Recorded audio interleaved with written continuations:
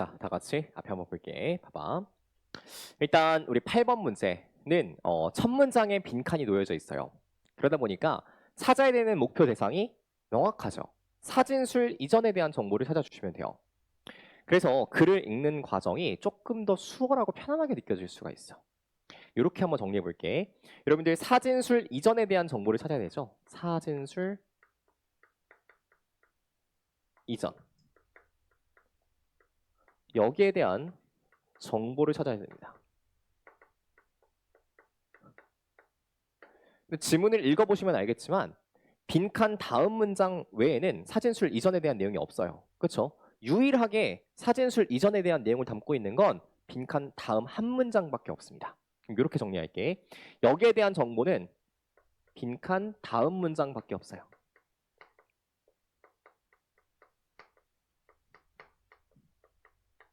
얘가 이 정보에 대한 유일한 근거입니다. 직접적 근거예요. 그러면 빈칸 다음 문장 이후부터는 사진술 이전에 대한 얘기요, 이후에 대한 얘기야. 이후에 대한 얘기죠. 그럼 이렇게 정리할게. 사진술 이후에 대한 이야기. 여기에 대한 내용이 있을 거야. 그러면 사진술 이전과 이후는 시기적으로 다른 시기이기 때문에 우리 1차 시 때 배웠던 거 기억해봐. 시간적 뭘 발생시킨다고? 대조를 발생시킬 거라고. 그쵸? 여기서의 내용은 여기 있는 내용과 뭐 할 거다? 대립하게 될 거다. 그래서 근거를 두 군데서 찾을 수 있어야 돼. 빈칸 다음 문장의 직접 근거, 빈칸 뒤에 나오는 내용이 빈칸에 대한 반대 근거. 이렇게 찾아낼 수가 있어야 된다는 겁니다. 이게 지문을 구성하고 있는 가장 근원적 원리예요. 알겠죠? 자, 그러면 지금부터 글을 한번 읽어보도록 하겠습니다. 여기 빈칸 다음 문장 while부터 one of a kind 여기까지 꺽쇠 표시. 얘가 빈칸에 대한 무슨 근거?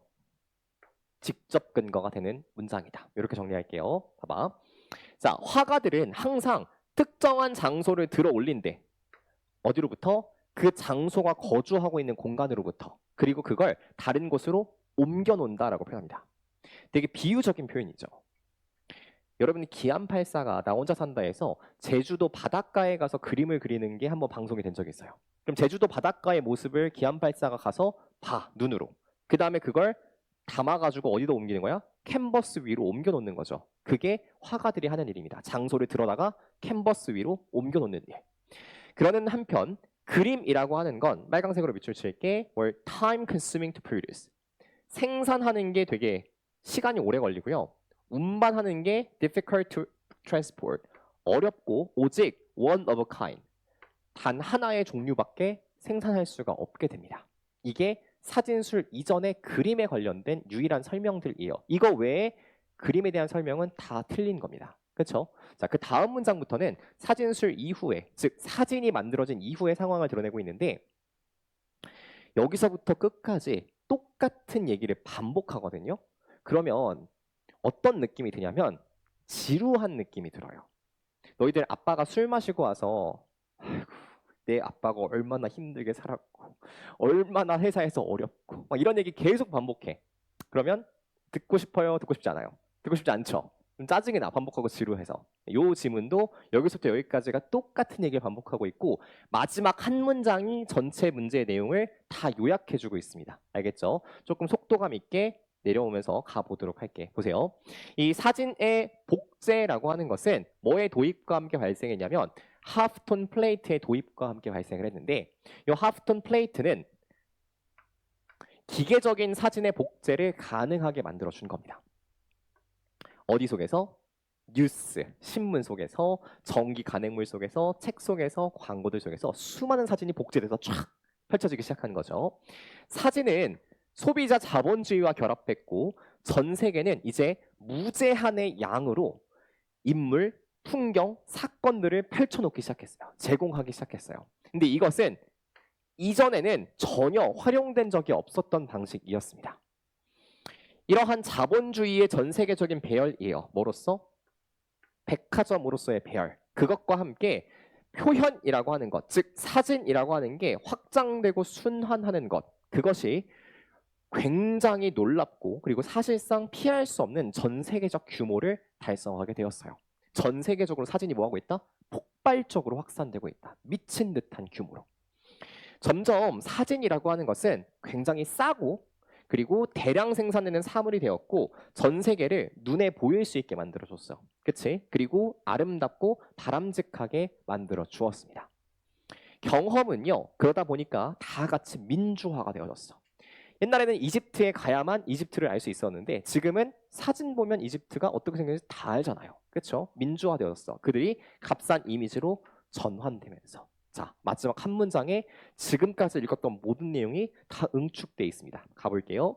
이처럼 가볍고 작고 대량 생산된 사진들이요. 밑줄 칠게 dynamic vehicle, 역동적인 매개체가 되었대. 뭐에 있어서? 장소들의 spatio temporal circulation에 있어서. 자, spatio에서 문장 끊으세요. spatio라는 단어는 공간이라는 뜻입니다. temporal은 뭐예요? 시간이라는 뜻을 가진 표현이에요. 장소들의 시공간적인 순환을 누가 가능하게 하는 거야? 값싼 이미지의 사진들이 가능하게 한 거예요. 그럼 사진들 이후에는 공간들이 뭐 했어? 전 세계로 순환하기 시작했다고요.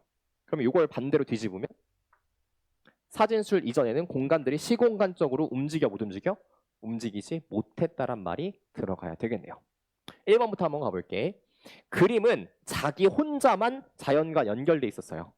전혀 언급되지 않은 정보죠. 2번, 그림은 예술의 주요한 형태입니다. 전혀 언급된 적이 없는 정보죠. 3번, held up a mirror, 밑줄. 옆에다가 이렇게 쓸게요. reflect라고 쓰겠습니다.